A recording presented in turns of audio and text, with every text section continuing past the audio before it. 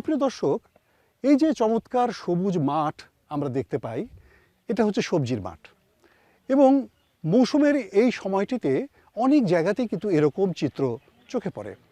মৌসুমের কোনো সময়ে আমরা দেখি শাকসবজি বেড়ে উঠছে মাঠে, কোনো সময় দেখি ভুট্টা বেড়ে উঠছে মাঠে, আবার কোনো সময় দেখি মাঠে সোনালি ধান সেটি কিন্তু ভাসছে বাতাসে। এরকম বৈশিষ্ট্য নিয়েই কিন্তু আমাদের বাংলাদেশের কৃষি, এক একটা অঞ্চলে এক এক রকমের বৈশিষ্ট্য, এক একটা মৌসুমে এক এক ধরনের বৈশিষ্ট্য। আর আমরা আমাদের অনুষ্ঠানের মাধ্যমে চলমান যে বৈশিষ্ট্যগুলো আছে সেগুলোকেই আপনাদের সামনে তুলে ধরার চেষ্টা করে থাকি। আমাদের আজকের অনুষ্ঠানে আমরা এরকমই কিছু বিষয় আপনাদের সামনে তুলে ধরব। তাহলে চলুন চলে যাই আমাদের অনুষ্ঠানের মূল পর্বে।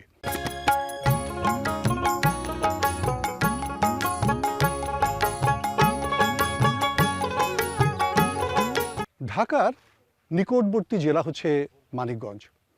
আমরা জানি যে মানিকগঞ্জ পুরোটাই কৃষিক্ষেত্রে একটি অনন্য বৈশিষ্ট্যের অধিকারী, কারণ এখানে নানা রকমের ফসল উৎপাদন হয়। আমরা জানি বিভিন্ন মৌসুমে নানা রকমের শাকসবজি যেমন হয়, ধান হয়, সরিষা হয়, মরিচ হয় এবং অন্যান্য শাকসবজি দিয়েই কিন্তু ঢাকার বাজার চলে আমরা দেখি। এবং ঢাকার পার্শ্ববর্তী হওয়ার কারণে এখানকার কৃষকরা সবসময়ই একটি যুক্তিসঙ্গত দাম পান, ভালো দাম পান। আমরা মানিকগঞ্জ জেলার কৃষিক্ষেত্রে নানা রকমের পরিকল্পনা আছে, নানা রকমের বৈশিষ্ট্য আছে। আমরা সেই বিষয় নিয়ে একটি প্রতিবেদন আপনাদের সামনে তুলে ধরার চেষ্টা করছি। তাহলে চলুন চলে যাই আমাদের প্রতিবেদনের অংশে।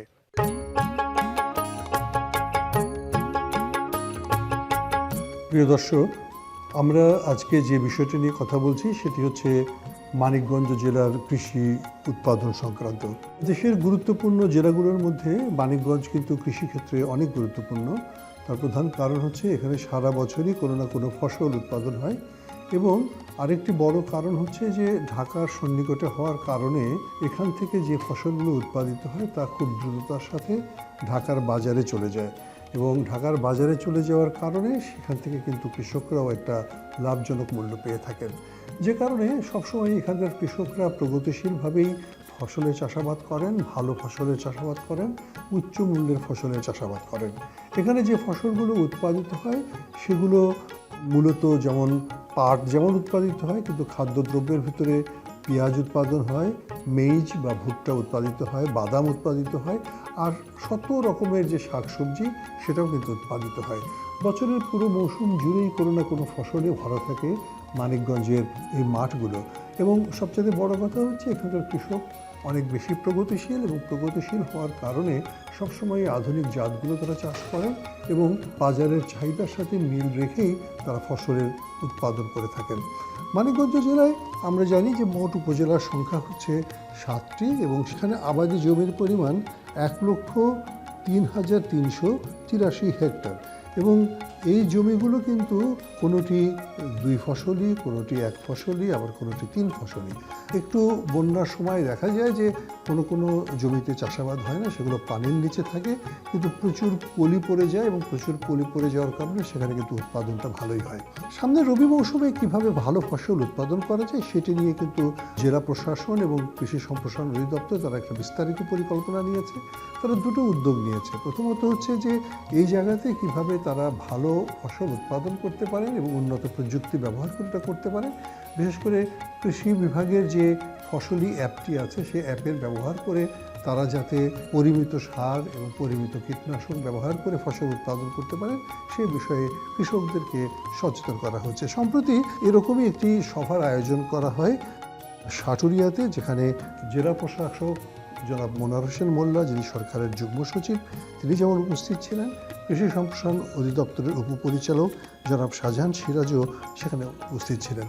এখানে কৃষকদেরকে মূলত যে বিষয়ে জ্ঞান দেওয়ার চেষ্টা করা হয়েছে বা ধারণা দেওয়ার চেষ্টা করা হয়েছে, কীভাবে তারা পরিমিত সার ব্যবহার করবেন, কীভাবে তারা ভালো মানের বীজ ব্যবহার করবেন এবং কীভাবে তারা পানি ব্যবস্থাপনার মাধ্যমে লাভজনকভাবে ফসল উৎপাদন করবেন। কারণ আমরা জানি রবি মৌসুমটি বাণিজ্যিক একটি মৌসুম এবং এই সময়ে কৃষক ভাইয়েরা কিন্তু প্রচুর শাকসবজি উৎপাদন করেন এবং সেখানে কিন্তু সারের একটা বড় ধরনের চাহিদা তৈরি হয়। আবার সেচ লাগার কারণে কিন্তু পানির উপরেও কিন্তু একটি চাপ সৃষ্টি হয়। সেজন্যে কৃষি সম্প্রসারণ অধিদপ্তর আধুনিক পন্থায় চাষাবাদকে উৎসাহিত করার চেষ্টা করছেন এবং সারের পরিমিত ব্যবহারের মাধ্যমে যাতে মাটির স্বাস্থ্যকে বজায় রাখা যায় এবং ফসলের স্বাস্থ্য ঠিক রাখা যায় সে বিষয়ে তারা উৎসাহিত করার চেষ্টা করছেন। এ বিষয়ে আমাদের সাথে কথা হলো জেলা প্রশাসক জনাব মোনার হোসেন মোল্লার সাথে। আমরা মাঠ পর্যায়ে যারা কাজ করি কেন্দ্রীয় সরকারের প্রতিনিধি হিসেবে আমাদের মূল দায়িত্ব হচ্ছে সরকারের যে পলিসিগুলো আছে সেই পলিসিগুলো মাঠ পর্যায়ে বাস্তবায়ন করা। বিশেষ করে আমাদের কৃষিক্ষেত্রে সরকারের যে নীতি আছে, সরকারের যে চয়েস আছে, এইগুলো মাঠ পর্যায়ে বাস্তবায়ন করা। সেক্ষেত্রে যদি আমি পয়েন্ট আকারে বলি তাহলে আমাদের যে এই রবি মৌসুমের সারের সংকট যাতে না হয় সেই জন্য আমাদের সার ব্যবস্থাপনার যেই সমস্ত কার্যক্রম আছে এইগুলো সরকারি নীতিমালা ফলো করে আমরা করতেছি। পাশাপাশি আমরা যেখানেই যাচ্ছি, বিশেষ করে কৃষি বিভাগের সাথে আমার অনেকগুলো ফিল্ড পরিদর্শন করা হয়ে থাকে বা আমি এমনি যেখানে যাচ্ছি জনসমাবেশে আমরা সুষম সার যাতে মানুষজন ব্যবহার করে সেই বিষয়ে আমরা কৃষকদের উদ্বুদ্ধ করতেছি। বিশেষ করে আমি নিজে ব্যক্তিগতভাবেও যেখানে যাই সেখানে এই কথাগুলো বলতেছি, কারণ আমাদের এই সারগুলো আমদানি করতে সরকারের ব্যাপক ভর্তুকি দিতে হয়, সরকারের অনেক বৈদেশিক মুদ্রা খরচ হয়। আমাদের যদি কৃষিক্ষেত্রে এইখান থেকে ভর্তুকির টাকা কমিয়ে আনা যায় সুষম সার ব্যবহারের মাধ্যমে, তাহলে দেখা যাবে যে এই টাকাগুলো কৃষিক্ষেত্রে অন্যান্য কাজে বিশেষ করে গবেষণা এবং উদ্ভাবনের কাজে ব্যবহার করা যায়। পাশাপাশি আমাদের অদূর ভবিষ্যতে কৃষকদের যদি ক্ষতি হয় ফসলের, সেগুলোর জন্য বিমা বা ক্রপ ইন্স্যুরেন্সের খাতে হয়তো সরকার খরচ করতে পারবে। আর একটা বিষয় হলো যে আমাদের মানিকগঞ্জ জেলায় ধানের চেয়ে শাকসবজির আবাদ বেশি এবং ঢাকা জেলায় এখান থেকে ব্যাপক আকারে শাকসবজি যায়। আমরা এই ব্যাপারেও নজরদারি রাখতেছি যাতে কৃষকরা ন্যায্য মূল্য পায়। আমাদের ডিপার্টমেন্ট অফ এগ্রিকালচারাল মার্কেটিং এর মাধ্যমে আমরা আমাদের জায়গির বাজার থেকে প্রতিদিন ঢাকা শহরে আমরা কৃষকদের কাছ থেকে সরাসরি কিনে আমরা সবজি পাঠাচ্ছি এবং ঢাকার যারা মানুষজন আছে ওনারা ন্যায্য মূল্যে সবজি পাচ্ছেন। এই বিষয়গুলো আমরা করতেছি। আর আমরা আরও কিছু কাজ করতেছি, নতুন নতুন যেই ফসলগুলো কম সার লাগে সেইগুলো প্রচলন ঘটানো, তারপর আপনার জৈব পদ্ধতিতে সবজি বা ফসলের চাষ, জৈব কীটনাশকের সম্প্রসারণ, এই বিষয় নিয়ে আমরা কাজ করতেছি। আমরা কৃষকদের প্রশিক্ষণ দিচ্ছি, পাশাপাশি আমাদের কর্মকর্তাদেরও এই ব্যাপারে সচেতন করে দিচ্ছি যাতে ওনারা এই বিষয়গুলো প্রমোট করে। আমরা কৃষকদের সাথে বিভিন্ন জায়গায় মত বিনিময় করি, বিশেষ করে আমি যেখানে যাই সেখানে গিয়ে দেখেছি আমি যখন কথা বলি ওনারা ভালো করে এই বিষয়গুলো শোনেন এবং এইগুলো কিন্তু আমাদের কর্মকর্তা যারা আছে আমার সহকর্মী তাদেরকে আমি বলে দিই যে আমি যেই পদ্ধতি অবলম্বন করে তাদের সাথে ইন্টারেকশন করি এইভাবে যদি তারা করে তাহলে তাদের কথাগুলো মানুষের কাছে পৌঁছানো সোজা হয়। আমি যেমন তাদের কাতারে গিয়ে কথা বলি, তাদের সাথে সুখ দুঃখের কিছু কথাবার্তা বলি, তারপরে আমার যে মেসেজ থাকে সরকারের সেইটা ডেলিভারি দেই। এইগুলো আসলে পাবলিক স্পিকিংয়ের বা কমিউনিকেশনের একটা টুল। আমাদের কর্মকর্তাদেরও বিভিন্ন প্রশিক্ষণ হচ্ছে বিভিন্ন প্রতিষ্ঠানে। সরকার এখন এই ধরনের সফট স্কিলগুলো আমাদের কর্মকর্তাদের শেখাচ্ছেন যাতে কৃষকদের সাথে তাদের কমিউনিকেট করা সহজ হয়। এবং আমিও বিভিন্ন সময় আমার কর্মকর্তা যারা আছে জুনিয়র বা সমপর্যায়ে তাদের সাথে এই বিষয়গুলো শেয়ার করি রেগুলারলি, যাতে তারা মানুষকে আরও ভালো করে বোঝাতে সক্ষম হয় এবং মানুষ যাতে তাদের কথা বোঝে। কারণ সরকারের যে পলিসি এগুলো যদি মানুষ না বোঝে তাহলে কিন্তু তারা এগুলো বাস্তবায়নে অংশগ্রহণ করবে না। এটাই আসলে আমাদের টার্গেট থাকে। প্রিয় দর্শক, জেলা প্রশাসনের কাছ থেকে যেমন কথা আমরা শুনেছি, একই রকমভাবে কৃষি সম্প্রসারণ অধিদপ্তর মূলত এই বছরের কৃষি নিয়ে কীভাবে কাজ করছে সে বিষয়ে আমরা কথা বলেছি উপপরিচালক জনাব শাহজাহান সিরাজের সাথে। আসুন শোনা যাক তার কথা। মানিকগঞ্জ হচ্ছে ঢাকা কিচেন, এখান থেকে সব ধরনের সবজি যায়। বিশেষ করে সারা বছরই এই মানিকগঞ্জে সবজি উৎপাদন হয়। সিঙ্গার, সাটুরিয়া এবং সদরে সবজি হয়ে থাকে। আমরা আগামী বড় মৌসুমে বিশেষ করে আমরা গাজর, সিঙ্গারে গাজর, আপনি জানেন সারা বাংলাদেশে প্রায় 40 ভাগ গাজর উৎপাদন হয় সিঙ্গারে। আমরা গাজর, মরিচ, চীনাবাদাম এই সমস্ত ফসলের অগ্রাধিকার দিয়েছি এবং মাঠে যাতে পরিমিত সার ব্যবহার করে সেজন্য আমরা খামারি অ্যাপসের মাধ্যমে কৃষককে সার ব্যবহারে উদ্বুদ্ধ করেছি যাতে করে সারের সুষম ব্যবহার হয়। এছাড়াও আপনি জানেন যে মানিকগঞ্জে আমাদের যে মরিচ, সেই মরিচ আগে বিদেশে রপ্তানি হতো এবং এখনও সেই হরিরামপুর থেকে যে সমস্ত মরিচ উৎপাদন হয় সেই মরিচ যাতে আবার বিদেশে যেতে পারে সেই ব্যাপারে আমরা পরিকল্পনা গ্রহণ করেছি। আরেকটি বিষয় বলতে চাই যে মানিকগঞ্জে আসার পর জেলা প্রশাসনের সাথে কৃষি বিভাগের একটা সুনিবিড় সম্পর্ক আছে। এই সম্পর্কের কারণেই আমাদের এই সমস্ত কাজকর্মগুলো অত্যন্ত গতিশীলভাবে আগাচ্ছে।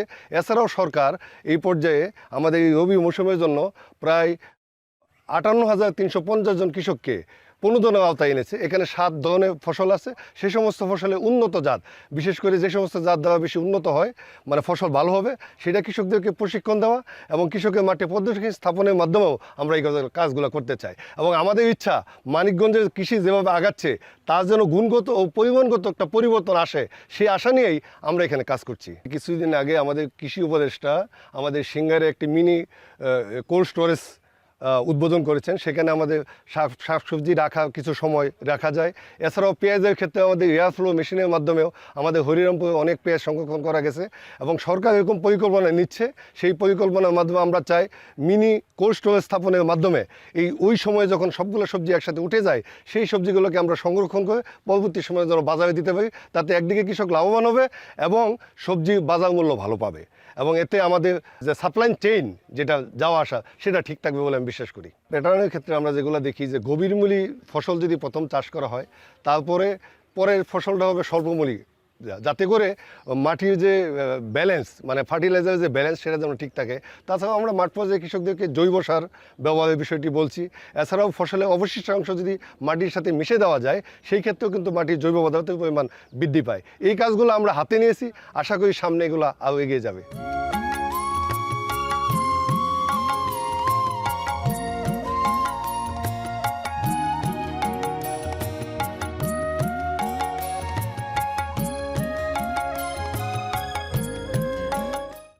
দর্শক মণ্ডলী, কৃষক দাম পায় না, খুব পুরনো একটা কথা, খুব গুরুত্বপূর্ণ কথা, এবং এই সাটুরিয়ার কৃষকদের মুখেও আমরা একই কথা শুনলাম। কারণ চাহিদা এবং যোগানের মধ্যে কোনো সমন্বয় রাখা সম্ভব হয় না, এবং চাহিদা এবং যোগানের এই যে সমন্বয়হীনতা বা ভারসাম্যহীনতা সেটা দূর করবার জন্যে সরকারের পক্ষ থেকে কী ধরনের উদ্যোগ নেওয়া হচ্ছে সেই বিষয়ে জানবার জন্য আমরা এখন কথা বলছি এখানকার কৃষি সম্প্রসারণ কর্মকর্তা তারেক মাহমুদ সাহেব। কৃষকদের কথা আপনি শুনেছেন, তো কেন আমরা এই ভারসাম্যটা রাখতে পারছি না, আপনারা কৃষি অফিস কী মনে করেন? আমরা আমাদের বিভিন্ন ট্রেনিং প্রোগ্রামে তাদেরকে বলে থাকি, এবছর তো আপনারা দেখছেন যে ফুলকপি বাঁধাকপির দাম খুব কম ছিল। প্রথমে ছিল 70, 80, 90 টাকা, তারপর শেষের দিকে 2, 3, 4 টাকাও গেছে। ইভেন আমরা রাস্তাও পরে থাকতে দেখছি। তা আমরা বলছি যে এগুলো আমরা এত কিছু করা যাবে না, আমরা প্রথমে ধাপে আগাম করব, সেটা ঠিক আছে, তারপর আমরা রঙিন ফুলকপি করব, রঙিন বাঁধাকপি করব, এগুলোর বাজার দর সবসময় ভালো থাকে। আমরা আগাম করব, তারপর আমরা কালারফুল যে শাকসবজি সেগুলোতে চলে যাব। এই ব্যাপারে আমরা আপনারা জাত পরিবর্তনের কথা বলছেন এবং উৎপাদন কৌশল পরিবর্তনের কথা পরিবর্তন করতে বলছি, এবং আগাম যে ভ্যারাইটিগুলো সেগুলো সেখানে রেসপন্স করছে। হ্যাঁ, কৃষক যেটা করে বিগত বছর যেটাতে সবচেয়ে বেশি লাভ পায়, ঠিক তারপরের বছর ওই ফসলটা সবাই করে ফেলে। এই জায়গাতে আমাদের তাদেরকে বোঝানোর বা একটু ঘাটতি আছে, আমরা বোঝালেও তাদের সেটা বুঝতে চায় না। দায়টা কি কৃষককেই দেবেন? এই দায়টা আমাদের দুই পক্ষেরই আছে। আচ্ছা, না, আমরা দায়িত্বটা আসলে দেওয়াটা গুরুত্বপূর্ণ মনে করছি না, আমরা মনে করছি দায়িত্ব নেওয়াটা হচ্ছে গুরুত্বপূর্ণ। কারণ কৃষক তার অভিজ্ঞতা থেকে সে যখন দেখে যে একটা ফসল করে গত বছর ও ভালো লাভ করেছে, তখন সে নিজেও ওইটা করবার কথা চিন্তা করে। এখানে কৃষকের খুব বেশি দোষ আমরা দেখি না, কিন্তু ওই বিজ্ঞানটা বোধহয় সঠিকভাবে আমরা বোঝাতে পারছি না, বিশেষ করে বাজার ব্যবস্থাপনা। এবং কৃষকরা বলছিলেন তাদের পরিবহনের সমস্যা হয়। হ্যাঁ, আমাদের মোটামুটি সব জায়গায় যাতায়াত ব্যবস্থা ভালো, কিছু কিছু জায়গায় প্রান্তিক পর্যায়ে রাস্তাগুলো একেবারে মাটির রাস্তা, আর বর্ষাকালে এখানে রাস্তাগুলোতে আসাই যায় না। তো এক্ষেত্রে তাদের পরিবহনের একটা দারুণ সমস্যার সম্মুখীন হয়। বিশেষ করে তারা যে একটা পরিবহনের জন্য একটা ভ্যান নিয়ে আসবে, সেটাও তারা নিয়ে আসতে পারে না। দেখা যায় যে এখান থেকে 1.5 কিলোমিটার দূরে তাদেরকে শাকসবজি, শসা, ধুন্দুল, মিষ্টি কুমড়ো এগুলো মাথায় তাদেরকে নিয়ে যেতে হয় তাদেরকে আড়ত পর্যন্ত। অনেক আড়ত পর্যন্ত আড়তে গেলে কি তারা ঠিকমতো দাম পায়? এখানে তারা যে কোনো একটা সবজি যখন নতুন বের হয় বাজারে, তখন তারা যথেষ্টই দাম পায়। তারপর ধীরে ধীরে 1-1.5 মাস পর সেই সবজির যে দাম ধীরে ধীরে কমতে থাকে ন্যাচারালি। সেখানে প্রোডাকশনটা বেশি হয়, আমদানিটা বেশি হয়, সেই তুলনায় চাহিদাটা কমে যায়। আপনি কি পরামর্শ দেবেন কৃষকদেরকে, এবং আপনার কোনো এখানে আমাদের পরামর্শ হচ্ছে আমাদের একটু চিন্তা ভাবনা একটু পরিবর্তন আনতে হবে। সেটা হচ্ছে আমরা আগাম যে শাকসবজিগুলো এগুলোই আমরা করব। আমরা এত বেশি ফুলকপি বাঁধাকপি না করে আমরা সেখানে রঙিন শাকসবজিগুলো করব। আমরা যে অন্য যে নতুন নতুন যে ক্রপগুলো আছে, যেমন আমাদের ক্যাপসিকাম আছে, বিটরুট আছে, উচ্চ মূল্য বা হাই ভ্যালু যে ক্রপগুলো, সেগুলো আমরা তাদেরকে চাষাবাদ করার জন্য পরামর্শ প্রদান করছি। এবং যদি আমাদের কৃষক ভাইরা যদি এই পরামর্শ মানেন, তারা যদি নিজেদের মধ্যে সংঘবদ্ধ হন, নিজেরা একটু আলাপ আলোচনা করে একই মাঠে একই ধরনের ফসল সবাই চাষ না করে তারা যদি ফসল বিন্যাসটা তৈরি করতে পারেন, এবং তাহলে আমার মনে হয় যে, এবং আমাদের উপজেলা কৃষি সম্প্রসারণ কর্মকর্তা তিনিও একই কথা বলছেন, কৃষকরাও আসলে কথাটা বোঝেন যে আমরা কিভাবে আমাদের বাজার নিশ্চিত করতে পারি। চাহিদা যোগানের ভারসাম্য এটা থাকতে হবে, এটা খুব জরুরি, এবং তার জন্য সকলকে একযোগে কাজ করতে হবে। কৃষককে শুধু দায়ী করলে হবে না যে কৃষক বোঝে না, আমাদের সকলেরই বোধহয় ভূমিকা রাখবার প্রয়োজনীয়তা আছে, কারণ কৃষকের একটা নিজস্ব অর্থনীতি আছে, কৃষক তার নিজের মতো করে ব্যাপারগুলো বোঝে, এবং তার সেই বোঝার সাথে আমাদের যে পরামর্শ তার একটা কোথাও একটা কোনো একটা গ্যাপ আছে কিনা আমাদের একটু বিবেচনা করে দেখতে হবে। সাধারণ কৃষকরাও কিন্তু মনে করছেন যে বাণিজ্যিকভাবে যদি কৃষিতে উৎপাদন করতে হয় তাহলে অনেক কিছুই পরিমিতভাবে ব্যবহার করতে হবে, কারণ পরিমিতভাবে ব্যবহার না করলে তারা খরচ কমাতে পারবেন না, আর খরচ কমাতে না পারলে তারা বাজারে প্রতিযোগিতামূলক একটি অবস্থা সৃষ্টি করতে পারবেন না। এবং কৃষক ভাইদের কাছ থেকেও আমরা জেনেছি যে কিভাবে উৎপাদন করলে তারা নিজেরা লাভবান হতে পারেন এবং কী ধরনের সহযোগিতার জন্য তারা কৃষি মন্ত্রণালয় বা জেলা প্রশাসনের কাছে সহযোগিতা প্রত্যাশা করেন। আমরা আসুন তাদের কথা কিছু শুনে নিই। দর্শক মণ্ডলী, আপনারা সবাই জানেন কৃষক যদি না থাকে কৃষি থাকবে না, কৃষি যদি না থাকে তাহলে খাদ্য আসবে কোত্থেকে? সুতরাং খাদ্যের নিরাপত্তার জন্যে কৃষি এবং কৃষকের কথা শুনতে হবে, তাদের পাশে দাঁড়াতে হবে, তাদেরকে সহযোগিতা করতে হবে। খুবই সহজ সূত্র। আমরা কথা বলছি এখন মানিকগঞ্জের সাটুরিয়া উপজেলা থেকে। এখানে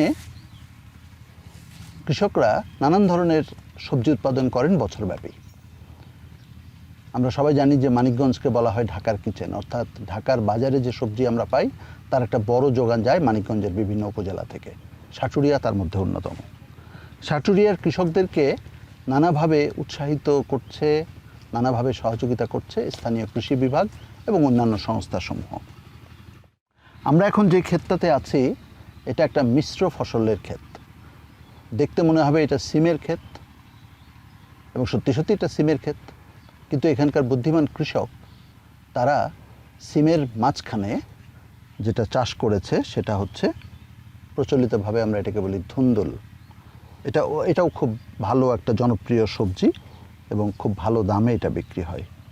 এবং আমার হাতে যেটা দেখতে পাচ্ছেন এটা মিষ্টি কুমড়া নিঃসন্দেহে, কিন্তু এই মিষ্টি কুমড়াটা কিন্তু এত বড়ই হবে। আমরা সাধারণত মিষ্টি কুমড়া অনেক বড় বড় দেখে থাকি, সেগুলো একটা জাত, এটা আরেকটা জাত।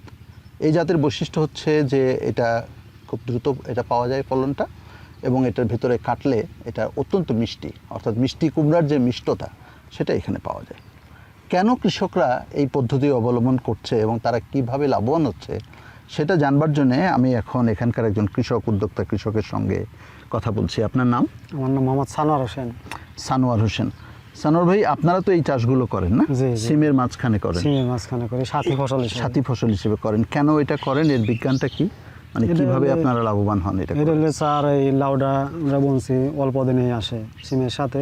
অল্প দিন মানে কত? এই লাউটা কত দিন? এটা বইজবো না, আর 40 দিনের মধ্যে ধরা শুরু করে দেয়। 40। আর এটা?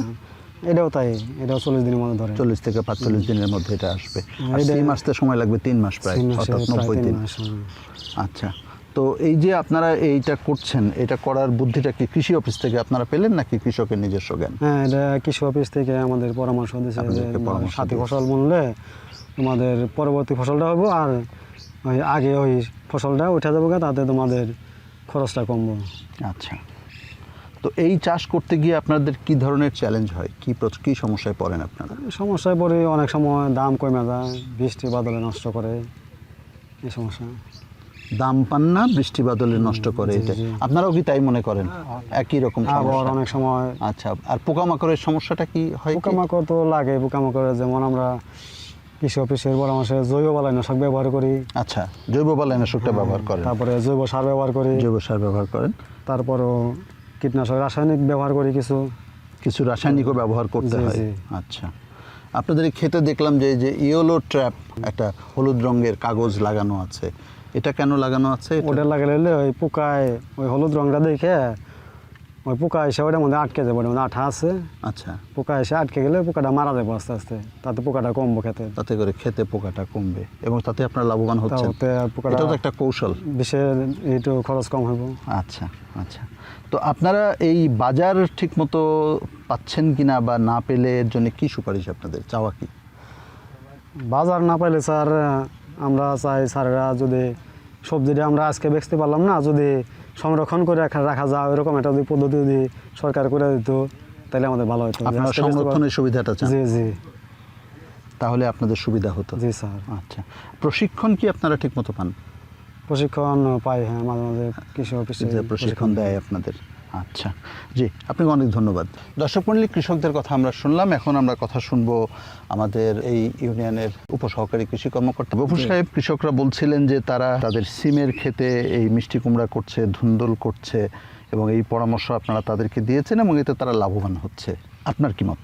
তা আমরা সবসময় কৃষকের ভাইয়েরা যত মানে একই সাথে 2-3টা ফসল করে মানে তারা আর্থিকভাবে লাভবান হতে পারে এবং দেশের সবজির বাজারে যথেষ্ট ভূমিকা রাখতে পারে, সেই ক্ষেত্রে আমরা পরামর্শ দিয়ে থাকি। যেমন এই এখন দেখতেছে মিষ্টি কুমড়া এবং ধুন্দল আর সিম বুনছে, যেহেতু সিমটা আসতে আমাদের একটু সময় লেগে যাবে, এই ফাঁকে আমাদের কৃষক ভাইয়েরা আগাম ফসল হিসেবে এই সাথে ধুন্দল দিয়েছেন। তো ধুন্দলটা কিন্তু এই আইসা গেছে এখন, তো এটা আইসা যাওয়ার কারণ এখান থেকে একটা আর্থিকভাবে তারা লাভবান হচ্ছে। তো আবার এইটা শেষ হয়ে যাওয়ার সাথে সাথেই তো একই ক্ষেত থেকে তারা কিন্তু এই সিমটা উৎপাদন করতে পারবে। তো সেই ক্ষেত্রে আমার কৃষক ভাইরা যথার্থই বলেছেন যে আমরা পরামর্শ দিয়ে থাকি যে একই সাথে 2-3টা ফসল করে কিভাবে বেশি আয় করা যায় এবং দেশের সবজির চাহিদা কীভাবে পূরণ করা যায়। তো আমাদের এখান থেকে সবজি বিভিন্ন জায়গায় কিন্তু চলে যায়, ঢাকা সহ বিভিন্ন জায়গায়। এই মাঠটা পুরোটাই সবজির এরিয়া বলে আমাদের খ্যাত আছে। তো এবং নিরাপদতার যে জায়গাটা সেটা আপনারা পরামর্শ দেন তো না সবজি উৎপাদন? অবশ্যই নিরাপদ, যেহেতু সবজি আমরা উৎপাদন করতে হবে আমাদের স্বাস্থ্য এবং পুষ্টির কথা বিবেচনা করে অবশ্যই। এই যে সিম ক্ষেত্রে আপনারা দেখেছেন যে এখানে আমরা ইউলো ট্যাপ দিয়েছি। ইউলো ট্যাপের একটাই কারণ যে জাপ পোকাগুলো বিষ দিতে হবে না, কোনো বিষ ছাড়াই এই জাপ পোকা এবং মাছি পোকাগুলো যেগুলো ছিদ্র করে সেই পোকাগুলো অটোমেটিক চলাফেরার ক্ষেত্রে ওখানে গিয়ে লেগে গেলে পরে জৈবিকভাবে সেটা দমন হয়ে যাবে। এবং আমরা পরিবেশসম্মত যেই কীটনাশকগুলো আছে সেইগুলো ব্যবহার করার জন্য কৃষক ভাইদেরকে পরামর্শ দিই, যাতে আমাদের মানব দেহের ক্ষতি না হয়। অনেক ধন্যবাদ আপনাদেরকে। মানিকগঞ্জ জেলার যে কৃষি বৈশিষ্ট্য সেটি কিন্তু আসলে ভিন্নতর, কারণ এখানে সবসময়ই ফসল আগে ওঠে এবং এখানকার ফসল সবচেয়ে আগে ঢাকার বাজারে চলে আসে। ঢাকার কাউরান বাজার সহ অন্যান্য পাইকারি বাজারগুলোতে কোনো কোনো জায়গাতে একটি জায়গাও আছে যেখানে মানিকগঞ্জের পণ্যটি আসে এবং মানিকগঞ্জের পণ্যটি সবচেয়ে আগে বিক্রি হয়। মূলত মানসম্পন্ন পণ্য উৎপাদন করার কারণে এগুলোর চাহিদা কিন্তু সব জায়গাতেই বিদ্যমান। আমরা চাইব যে এখানকার কৃষকরা আধুনিক পন্থায় চাষাবাদ করবেন, তারা পরিমিত সার ব্যবহার করবেন, তারা পরিমিত কীটনাশক ব্যবহার করবেন, প্রয়োজনে জৈব বালাইনাশক, জৈব সার বেশি করে ব্যবহার করবেন এবং একই সাথে পানির সাশ্রয়ী ব্যবহার করবেন, যাতে প্রকৃত অর্থে কৃষি উৎপাদনটিকে লাভজনক করা যায়। আমরা জানি যে কৃষি উৎপাদনকে লাভজনক করতে চাইলে আমাদের আধুনিক প্রযুক্তি ব্যবহার ছাড়া কোনো বিকল্প নাই। এটি একদিকে যেমন কৃষিকে বাঁচাবে, একদিকে যেমন কৃষককে বাঁচাবে এবং একই সাথে কিন্তু ভোক্তাকেও বাঁচাবে, কারণ ভোক্তারা নিরাপদ খাদ্য পাবেন এবং পরিবেশ সুন্দর রাখবেন এবং সব মিলিয়ে কিন্তু একটি চমৎকার পরিবেশ সৃষ্টি হবে কৃষি পণ্য উৎপাদন, বিপণন এবং বিতরণের ক্ষেত্রে। আমরা আশা করব এই ধারা অব্যাহত থাকবে সব জায়গাতে। একথা ঠিক যে বাংলাদেশের সব অঞ্চল একরকম নয়, এক একটি অ্যাগ্রো ইকোলজিক্যাল জোনে এক এক ধরনের বৈশিষ্ট্য বিদ্যমান। আর সেই অ্যাগ্রো ইকোলজি অনুযায়ী যদি ফসল চাষ করা হয় এবং সেই অনুযায়ী যদি কৃষকদেরকে প্রশিক্ষণ দেওয়া হয়, নতুন নতুন জাতকে ইন্ট্রোডিউস করা হয়, তাহলে নিশ্চয়ই কৃষকরা অনেক বেশি ভালো ফলাফল পাবেন।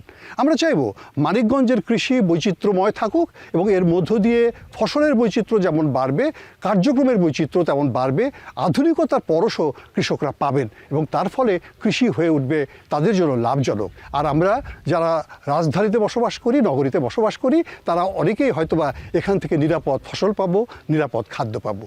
আজ এ পর্যন্তই সকলকে শুভেচ্ছা জানিয়ে এবং আগামী অনুষ্ঠানগুলো দেখার আমন্ত্রণ জানিয়ে শেষ করছি। সকলকে ধন্যবাদ।